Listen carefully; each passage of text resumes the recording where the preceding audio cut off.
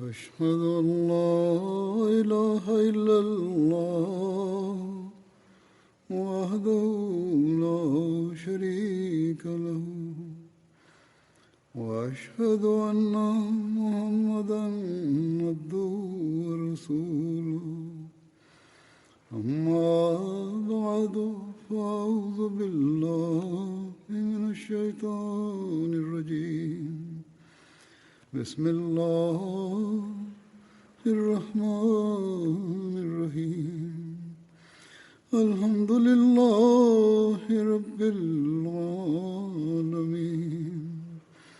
الرحمن الرحيم مالك يوم الدين إياك نعبد وإياك نستعين اهدنا الصراط المستقيم صراط الذين أنعمت عليهم غير المغضوب عليهم ولا الضالين. تیرو ورځو کې یو مولا په سوشل میډیا باندې وی چې دنیا کې چې چرته هم فساد او جنگ روان دی، د دې وجه قادیانان دي، بلکې د فلسطین د فساد وجه هم د فلسطین د فساد ذمہواری هم هغه په قادیانانو باندې اچولو. بیا مخکې لکه څنګه چې د دغه خلکو طریقه ده چې دا وی چې احمدیانو سره داسې سلوک یا هغه شان سلوک پکار دی، د دې وهل او وجل هر څه جایز دي، لکه څنګه چې دی خبرې کوي پام ته ور. نو بهرحال دا د هغوی طریقه ده، د هغوی خبرې دي، او د کله راسي چې د احمدیت ابتدا شوې ده دغه شان خبره ده، دا خبره ده خلک کوي لګیا دي، دا چې د کفر امامان بلل کېږي. خو د خدای پاک ډېر شکر دی چې موږ د هغه مسیح او د مهدي منونکي یو چا چې موږ له دا تعلیم راکړی دی چې د دوی د خرافات چې اورئ، د زړه خوږونکي خبرې چې اورئ، او صرف دا نه چې دا خبرې اورئ بلکې د دې عملي کوششونه هم چې ګورئ او ورسره مخ کېږئ، نو بیا به هم د صبر او د دعا نه تاسو کار اخلئ. دا د کفر امامان دي چا چې معصوم مسلمانان د جماعت احمدیه باره کې لمسولي دي د غلطو خبرو خورولو په ذریعه. عام خلک خو شاید چې د کملمه په وجه دا ګڼي چې واقعي احمدیان د رسول کریم صلی الله علیه و آله وسلم نعوذ بالله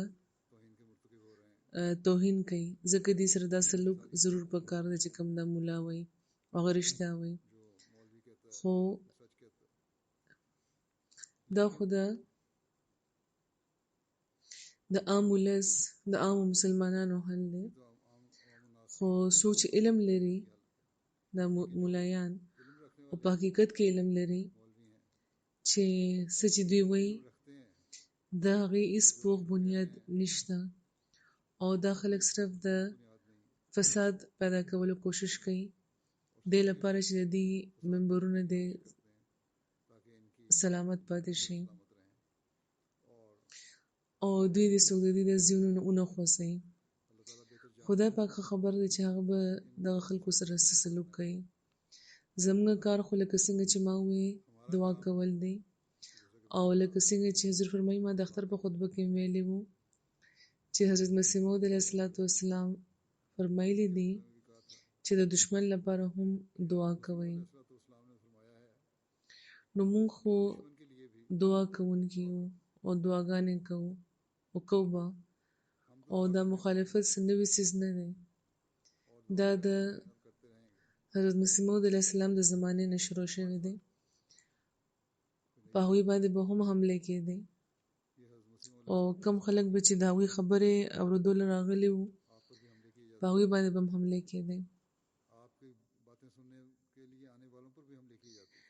ځینې خلک خواست جلسو ته راشي دا کتو دپاره چې څه دي او ضروري نه چې هغوی به ومني، خو دغه ملایان بیا هم دا اندېښنه لري، خطره دوی محسوسوي چې که دوی د حضرت مرزا صاحب خبرې واورېدې نو دوی به بیعت وکړي. دوی خبر وو چې صداقت دوی سره دی، یعنې حضرت مسیح اسلام سره، ځکه به خلک منع کول، حملې به یې کولې. صرف به منع کول نه بلکې حملې به یې کولې. خو دې نه باوجود حضرت مسیح موعود علیه السلام د دغه خلکو لپاره هم دعا کړې وه، د چا به چې خلک ودرول د هغوی نه او سختۍ به یې کولې. نو دا هم د دعاګانو نتیجه ده چې په هغوی کې ځینې داسې دي چې د مخالفت نه باوجود په جومات کې شامل شوي دي او شاملېږي تر اوسه. نو موږ خو د ملایانو دغه بیان د هغه ملا د دغه بیان نه باوجود هم فضوله خبره به نه کوو یا هغه ژبه به نه استعمالوو چې کوم هغوی استعمالوي. موږ خو به د دې نه باوجود هم دعا کوو، لکه څنګه چې موږ همیشه لیدلي دي چې هم د دوی نه به د مینې قطرې هم څڅېږي، چې هم دوی نه د مینې قطرې هم څڅېدلې دي او آینده به هم انشاءالله څڅېږي. د عامو خلکو لپاره، د عام ولس لپاره، د عامو مسلمانانو لپاره هم موږ چې د دغو خلکو سختې خبرې واورو نو هغوی لپاره هم دعا کوو. د هغوی په تکلیفونو موږ ته تکلیف کېږي او د دې وجه د حضرت مسیح موعود علیه السلام همدا تعلیم دی او همدا خدای پاک هم هغوی ته فرمایلی وو چې دا ظلم چې کوم دی کوي نو دا هم د غلط فهمۍ په وجه کوي او د رسول پاک صلی الله علیه وسلم د مینې په وجه کوي چې دا دی کوي. عمل لري او که نه خو دعوه ضرور کوي، نو ځکه دې لپاره بددعا نه ده کول پکار. دې باره کې حضرت مسلم موعود رضی الله تعالی عنه یوه واقعه بیانوي، وایي چې زه لا ماشومه وه او په لاهور کې حضرت مسیح موعود علیه السلام د یو دعوت نه واپس روان وو. هغوی چې کله د بازار نه تېرېده نو خلک په چتونو باندې ودرېدلي وو، هغوی ته یې کنځلې کولې او دا یې وی چې مرزا وتښتېدو. حضرت مسلم موعود فرمایي چې زه نه پوهېدم کېدای شي چې چېرته په جلسې کې یا تقریر کې فساد شوی و نو هلته نه هغوی واپس را روان وو. وایي په بهرحال په دې کې مې ولیده چې یو بوډا دی چې یو لاس یې پرې کړی شوی دی او تازه کورکمان پرې لګېدلي وو، یعنې د لاس پرې کېدو باندې لږه موده تېره شوې وه. او حضرت خضر میثاني فرمایي حضرت مسلم موعود چې ما ولیده چې هغه بوډا خپل سم لاس په هغه پرې کړی شوي لاس باندې وهي او په پنجابۍ کې دا وی چې مرزا وتښتېدو. زه حیرانېدم هغه وخت د خپل د عمر په لحاظ چې د آخر دا ولې داسې خبره کوي، لګیا څه خبره داسې شوې ده. زه خو داسې خبره باندې پوه نه شوم، خو صرف دې لپاره مخالفت وو چې ملایانو خلک لمسولي وو او سم چې د هغوی زړه ته راتله هغه به هغوی وی، که خبرې نه خبرو او که نه خو بس خبره به هغوی کوله. همدغه شان یو بله واقع بیانوي چې حضرت مسیح موعود علیه السلام یو ځل لاهور کې روان وو نو د شا نه چا حمله وکړه او هغوی پرېوته. ځینې روایتونو کې راغلي چې تندګې خوړلې وو خو پرېوتې نه وو او همدغه شان خلکو کاڼي ویشته. حضرت مسلم موعود فرمایي چې موږ لیدلي وو چې کاڼي مې ویشته خلکو. نو په هغو ورځو کې مخالفت ډېر زیات و، په قدرتي طور باندې د جومات ځینې ملګرو ته هم غوسه ورغله چې آخر دا خلک بې وجه داسې ولې کوي.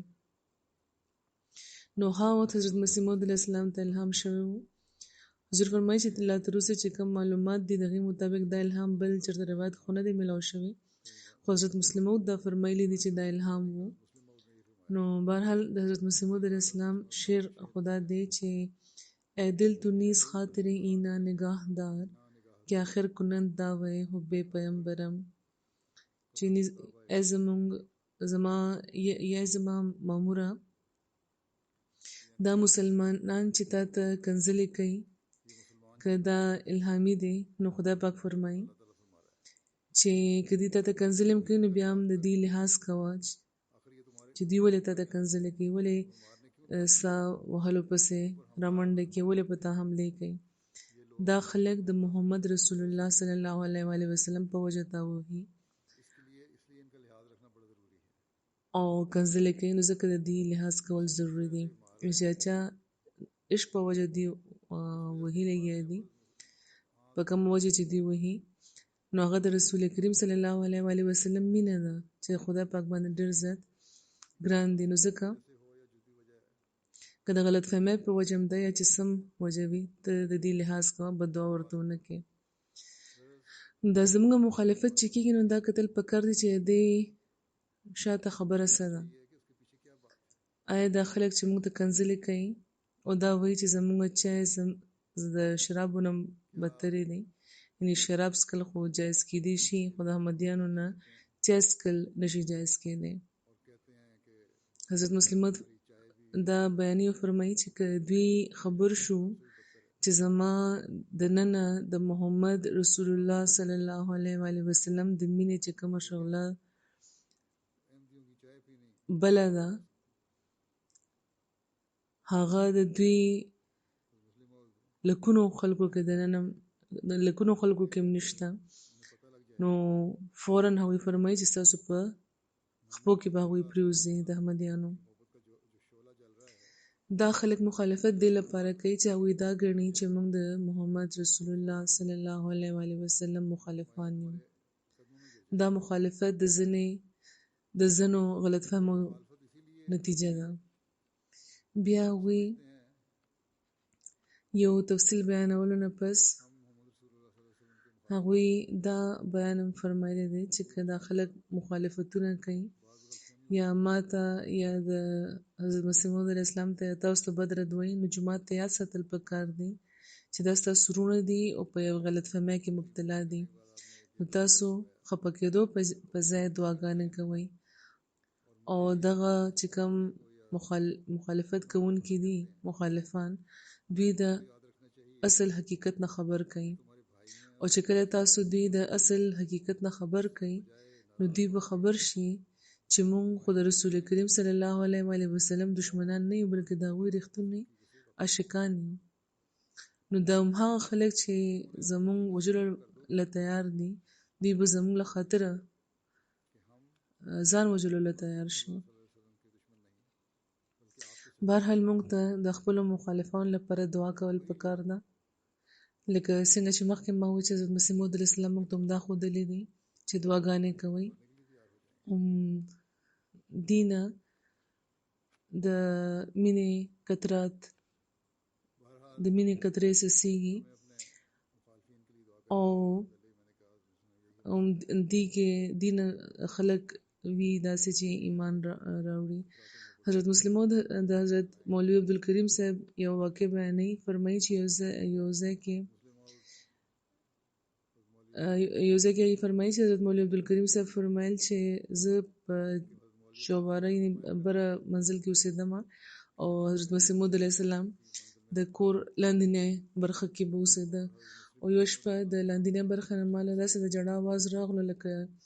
د چېرته یوې ښځې ماشوم کېږي لږی داسې چې څنګه چې هغه ژاړي نو زه حیران شوم او ما چې لږ غور وکړو اواز مې واورېدلو معلومه راشوه راته چې دا د حضرت مسیح موعود علیه السلام دي چې دعا کوي لګیا دي هغوی دا وایي چې ای خدایه ته اون خور دی او خلک د دې په وجه مري لګیا دي یا خدایه که دوی ټول مړه شي نو په تا باندې به ایمان څوک راوړي اوس ګورئ دا واقع یو بل ځای کې حواله خو همدا ده خو چې د خوا یوه کوټه وه د هغې نه اواز راتلو د دروازې نه واقع ولته دا بیان شوی دی چې کوم دی بیانې چې دوی دعاګانې کولې چې کدا خلک مړ شي بیا په تا باندې څوک ایمان راوړي. نو زګوري تاون هغه نشانو چې رسول کریم صلی الله علیه و وسلم خبر ورکړی وو او د تاون د نشان د حضرت مسیح موعود اسلام د پیشګیونو هم معلومیږي. خو چې کله د تاون خور شو نو هغه تن چې اجازه صداقت ظاهرولو لپاره دا راغلی وو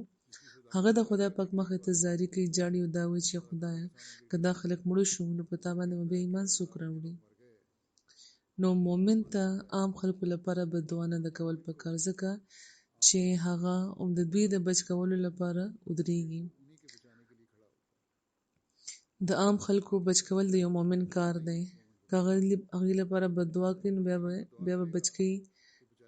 به هغه څوک بیا خو به ټول مړه شي که دعاګانې قبلېږي. نو احمدیت خو کام شوی دی لپاره دی چې هغه اسلام بچ کی. احمدیت خو کام شوی دی لپاره دی چې هغه د مسلمانان بچ کی د انسان عظمت دی هغه له واپس ورکی. نو چې کوم خلک په اعلی مقام رسولو لپاره موږ ودرولې شوي یو د هغې لپاره موږ بدعا څنګه کولی شو. حضرت مسلم موعود فرمایي چې آخر تاسو نه زیات غیرت د خدای پاک دی. حضرت مسیح موعود علیه السلام ته خدای پاک په خپل الهام کې دا فرمایلی و چې هغه چې عدل تو نیز خاطر اینا نگاهدار کې آخر کنن دا وای حب پیغمبرم. په دې کې خدای پاک د حضرت مسیح موعود علیه السلام زړه مخاطب کوي او فرمایي دغې د خولې نه فرمایي چې دا وی حضرت فرمایي چې دا بیره کې هغوی غالبا تقریر کړی و. نو په دې کې دا فرمایلی وو یو ځل بیا دا شعر بیان کړی دی او بله واقع ده مخکې بله واقع وو د لاهور و دا د بیرې ده. فرمایي چې خدای پاک د حضرت مسیح موعود علیه السلام زړه د خطاب کوي او فرمایي دغې په خوله دا هغې باندې دا وایي چې زما زړه ته د دغه خلکو د خیالاتو او د جذباتو د احساساتو خیال ساته چې د هغوی زړونه بد نشي. دا نه چې ته تنګ شو هغې ته بدعا کول شروع کړي. آخر دی ستا رسول سره مینه کوي او د دغه مینې په وجه چې کوم دوی رسول کریم صلی الله علیه و وسلم سره کوي دې ته کنځلې کوي. دوی چې تا ته کنځلې کوي نو وجه همدا ده چې کومه مینه دوی د رسول کریم صلی الله علیه و وسلم سره کوي. نو دا اصل څیز دی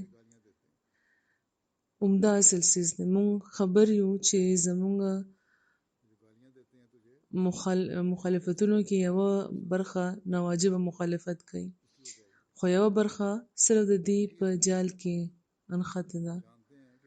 او اکثریت چې کوم ده هم دغه خلکو ده چې د دې په جال کې انخته پروت دی یا په پاکستان کې د دنیا نورو ملکونو کې هم او دې لپاره هغوی زموږ مخالفت کوي. خو د هغې مخالفت زموږ د آقا د مینې په وجه دی او چې کله دوی باندې دا خبره کلاوه شي چې موږ خو رسول کریم صلی الله علیه و وسلم سره مینه کوو دوی به پخپله دا وایي چې دا خلک خو د رسول کریم صلی الله علیه و وسلم عزت قایموي د دې مرسته وکوي او دا ورځ به ضرور راځي انشاءالله. آخر غلط فهمۍ به تر څو ځي. حضرت مسلم موعود بیان فرمایي چې یو انګریز لیکونکي د هغه لیکلي دي چې تاسو ټولې دنیا ته د یو څو ورځو لپاره دوکه ورکولی شئ یا تاسو یو څو خلک تر تله دوکه کولی شئ خو دا ممکنه نه ده چې 100% خلک دی همیشه لپاره دا نشي کېدی چې ټوله دنیا دی همیشه لپاره تاسو دوکه کوي. یعنی تاسو یو څو ورځو لپاره ټوله دنیا له دوکه ورکولی شئ او یو څو کسان تاسو همیشه لپاره دوکه کولی شئ. دا سمه خبره ده خو تاسو ټوله دنیا همیشه لپاره نشئ دوکه کولی. یعنی دا ممکنه ده چې 100% خلک د یو څو ورځو لپاره ګمراه شي یا 10 کسان د همیشه لپاره ګمراه شي خو دا نشي کېدی چې ټوله دنیا د همیشه لپاره ګمراه شي. حقیقت هم عمده دی او صداقت رو بیا کلاویږي او مخې ته راشي. اوس موږ دا عمده ګورو لګیا یو چې هغه خلک چې د خلکو په دوکه کې راغلي وو د خلکو خبرې اورېدې نو اخر هغوی کې اوس خلک احمدیان کېږي لګیا دي او د جماعت احمدیه شمیر چې زیاتېږي نو کم ځینې زیاتېږي اخر هم دغه خلکو نه زیاتېږي چې کم مخکې مخالفانو سره نو دا مخالفت به انشاءالله یو ورځ ختم شي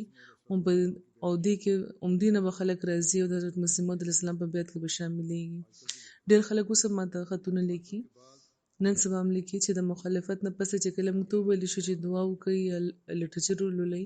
او چې کله موږ دعا وکړو لټرچر هم ولوستو نو حقیقت راته ښکاره شو نو اوس موږ بیعت کول غواړو او بیعت هغوی په سلسله کې شامل شوي دي او دا همیشه هم داسې دا را روانه ده دا سلسله حضرت مسلم موعود هم دې باره کې لیکلی دي او نورو خلفاو هم لیکلی دي او ډېر خلک به چې داسې به خطونه لیکل او نن هم داسې کېږي لګیا دي نو که دا مولا زموږ خلاف بیان ورکوي نو د دې په ذریعه نن سبا چې څومره احمدیت پیغام رسېدلی دی په خاص طور چې کومه هغه طبقې کې چې چېرته زموږ پیغام رسېدل ګران و نو دا زموږ کار دی او دا زموږ فایدې نو دا زموږ کار کوي لګیا دی او دا زموږ فایدې لپاره دی دعا خو موږ هغې لپاره هم کوو او خدای پاک که دې کې څه دوی د دې کې لږ شان شرافت شته نو خدای پاک دوی له عقل ورکړي دوی دې پوه شي خو د عام ولس لپاره د عامو مسلمانانو لپاره زیاته دعا پکار چې خدای پاک د هغوی د دې د پنجه نه خلاص کړي نو دا زموږ د فایدې بهرحال زموږ فایدې لپاره دې مخالفت کوي او داسې زړونو ته د احمدیت پیغام رسي لګیا چېرته به چې مخکې نه رسېدو یا زموږ په ذریعه نشو رسېدی او دی په خپله دا خلک بیا رابطې هم کوي ځینې دی عمدې کې دا ځینې خلک دي چې رابطې هم کوي نو زموږ کار دعا کول او صبر کول دی او دا بهترین نظریه ده چې انشاءالله خدای پاک موږ له کامیابي راکړي زموږ کار هم دا دی یو مسلمان لپاره خپل خیالات او خپل احساسات صفا ساتئ هغې لپاره دعاګانې کوي چې خدای پاک دې زر د دې سترګې پرانیزي او دوی د زمانې امام وپېژني او د زمانې امام ومني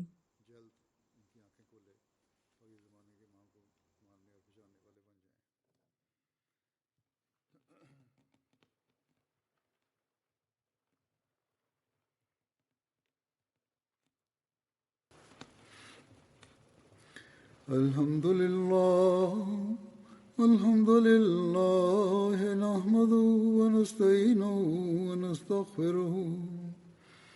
ونؤمن به ونتوكل عليه ونعوذ بالله من شرور أنفسنا ومن سيئات أعمالنا من يهده الله فلا مضل له ومن يضلل فلا هادي له ونشهد أن لا إله إلا الله ونشهد أن محمدا عبده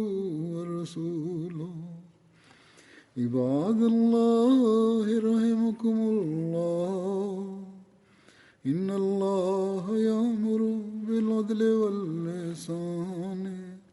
وإيتاء ذي القربى